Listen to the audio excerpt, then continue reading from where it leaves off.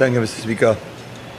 Mr. Speaker, may I, at the very outset, say how much I welcome this bill and the proposed amendments to the current legislation. I believe, Mr. Speaker, you're well aware how much I have complained bitterly about the creation of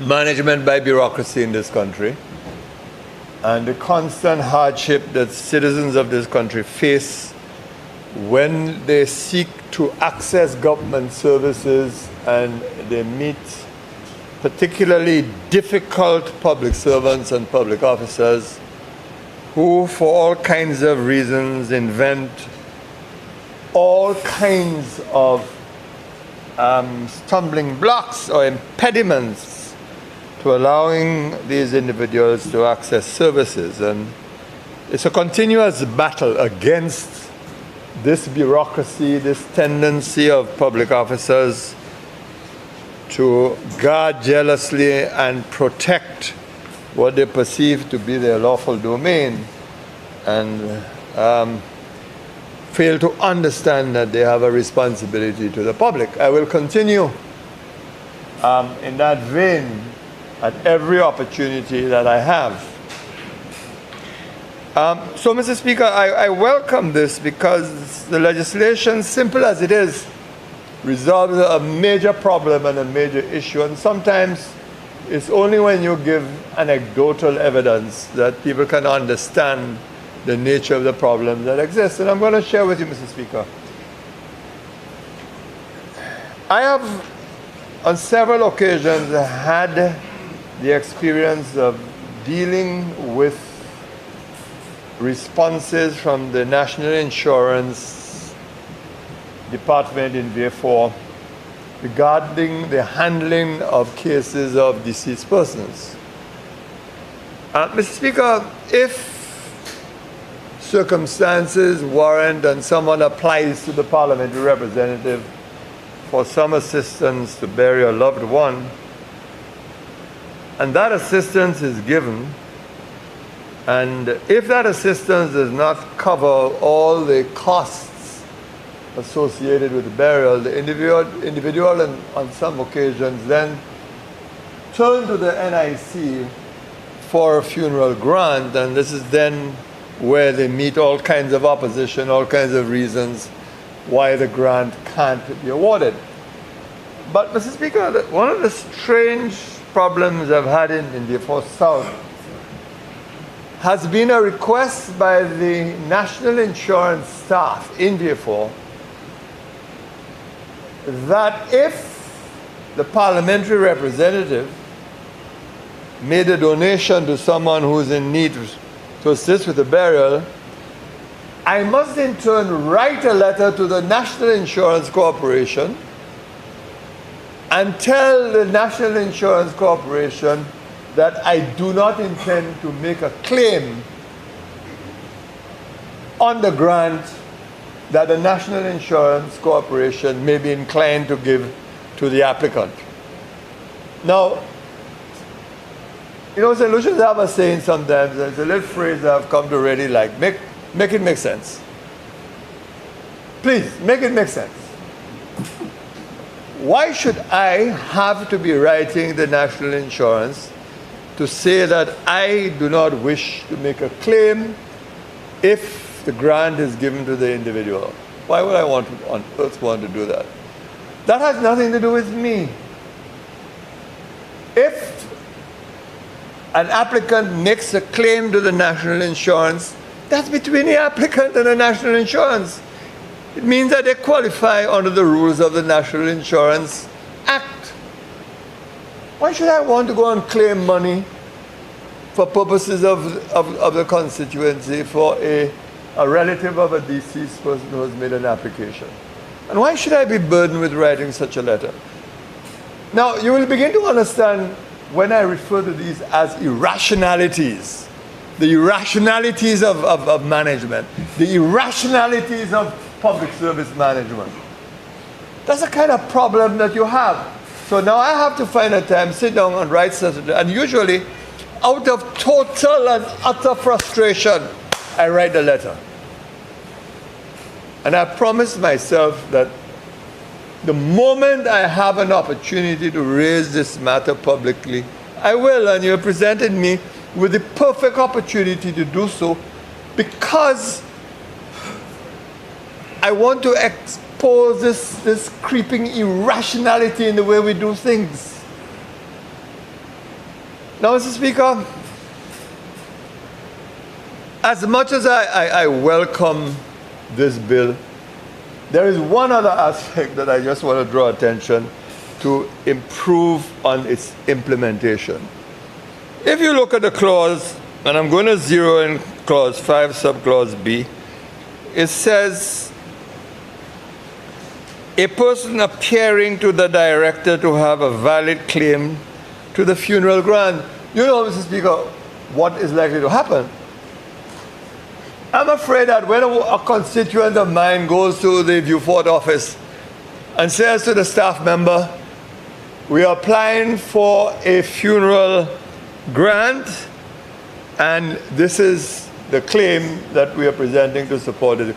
You want to bet that some staff member in the Viewfort office is going to tell a person, well, it says a person appearing to the director, so we have to ask the director whether they can give you the grant. You want to bet, Mr. Speaker?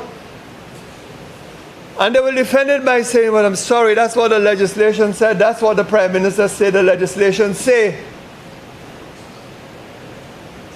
And can you imagine, Mr. Speaker, the consequence of that? Because it's now going to take a few days before the request goes to castrate to the director. Well, these days they have internet. Maybe it's going to him by internet. And then we have to all wait until he responds, the director responds. These are the irrationalities that you face. And I hope sometime soon that NIC can really do an appraisal of its office in Viewfort as to whether it is serving the public of Viewfort as it should. And for that reason, to bring an end to any potential irrationality, I want to suggest to the Attorney General that he might want to add just a few words after director when we get to committee stage and say, a person appearing to the director or a member of staff delegated by him or her to have a valid claim to the funeral grant. Just to be sure that the director is going to assign to a member of staff in the Viewfort office the right to make the decision to assess the valid claim. It's up to the director if he wishes to delegate, but at least he has the authority. He has the authority to do so. That being said, Mr. Speaker, I just want to say that this is welcome. But I hope the Attorney General will think of any potential, shall we say, hindrances to the application of this. You know, Mr. Speaker, when I see the term a valid claim, I immediately get a little worried. Because the inevitable question is, what is a valid claim? And I hope another irrationality doesn't creep in. And this time the irrationality that creeps in is that they ask for letters of administration or some such thing. This is a favorite thing these days, you know, Mr. Speaker. Anything you ask for a deceased person, they no longer look at the evidence, you know. Where is your letter? Where are your letters of administration? You have to get letters of administration. You apply for Crown lands, where are your letters of administration? Because someone was occupying the Crown lands. And this is one of those areas where I do believe the Attorney General at some point will have to intervene, because it is frustrating for people no end. Sometimes the request that the person is making is of no consequence. Yet you have to go and pay $7,000 or $8,000 to go and get letters of administration. What we have to do is to evidence those things by other means. So, for example, evidence them by affidavit with all the consequences of affidavits if it turns out that the applicant is lying on the affidavit.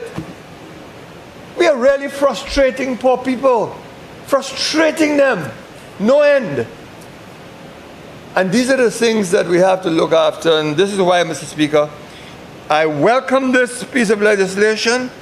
I mean, I have the practical experience of how irrational its application has been in the past. It will certainly help to cure a major problem. But I just hope and pray, Mr. Speaker, that this notion of a valid claim is not used again to cause another cycle of frustration. And that is why, Mr. Speaker, when you see we draft legislation, we always have to bear these things in mind. I wish we had a few words to play with after a valid claim to say what could constitute a valid claim. But today is not a day for that. The legislation is too important to pose any problems to it. Just that, Mr. Speaker, I strongly say, let us add those words. Now, I'm betting you some drafter will come here and tell you, Mr. Speaker, oh, but the director always have an implied power to delegate. As if the director will always use his authority to delegate. Most times, they don't do it. That's why you have the problems in the first place. So, Mr. Attorney General, I am putting you on notice in a sense to say don't let no drafter take you in a direction that frustrates the legislation. Don't let them do that, because they always do that to you. So don't let them do that. So let's have the words on, or a member of staff delegated by him or her. And thank you, Mr. Speaker. I appreciate it. Thank you.